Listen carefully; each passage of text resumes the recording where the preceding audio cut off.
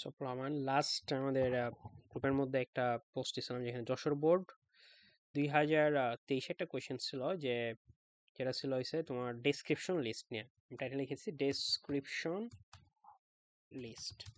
So এটা আমাদের order list unorder list দুটার থেকেই একটু ডিফারেন্স ছিল। ধরো আমি যদি অর্ডার লিস্টে লিখি, ধরো লিস্ট মানে অর্ডার লিস্টে যদি আমি লিখি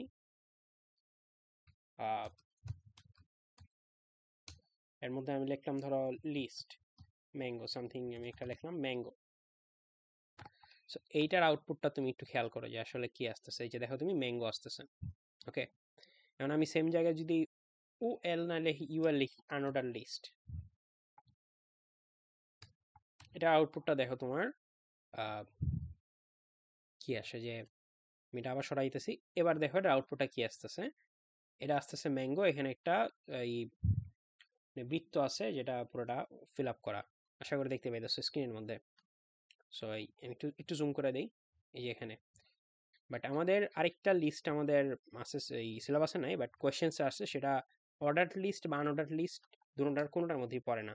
অনেক কি জায়গাটা ভুল করতেছো যে ভাই আমরা কেন হঠাৎ পরীক্ষার আগে তোমাদের মধ্যে তো ভয় ভীতি তৈরি করতেছি নতুন করে একটা টপিক ইন্ট্রোডিউস করা। আসলে নতুন করে না, এটা বোর্ডে আসছে যার ফলে আমাকে দেখাই দিতেছে। সো আমাদের অর্ডার লিস্ট আনঅর্ডার লিস্ট ছাড়া আরেকটা লিস্ট আছে, এটাকে বলেছে ডেসক্রিপশন লিস্ট।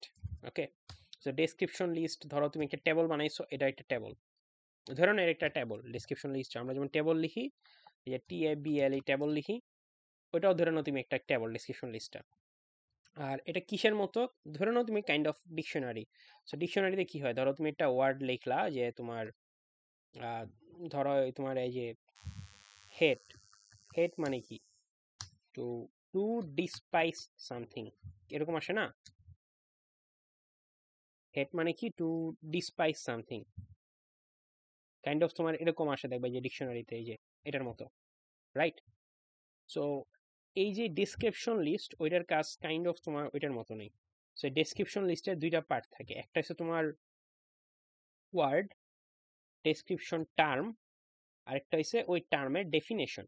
একটা হচ্ছে ডেসক্রিপশন টার্ম, আরেকটা হচ্ছে ডেসক্রিপশন ডেফিনেশন। ডিডি দিয়ে আমি বুঝে দিচ্ছি ডেসক্রিপশন ডেফিনেশন, আর ডিটি দিয়ে বুঝেছি ডেসক্রিপশন টার্ম। আর ডিএল হচ্ছে আমাদের ডেসক্রিপশন লিস্ট, মানে যেটা হচ্ছে আমাদের মেইন যে ট্যাগ, ওইটার ভিতরে এগুলো হচ্ছে আমাদের সাব ট্যাগ দুইটাই। তো ডেসক্রিপশন টার্ম, ধরো আমি লিখলাম যে কে, ধরো আমাদের ক্লাস কে, কেনে পারভেজ ক্লাস নেম, সো লিখলাম পারভেজের নাম। পারভেজ কি কই পড়ে, সে পড়েছে বুয়েট ত্রিপলিতে পড়তেছে।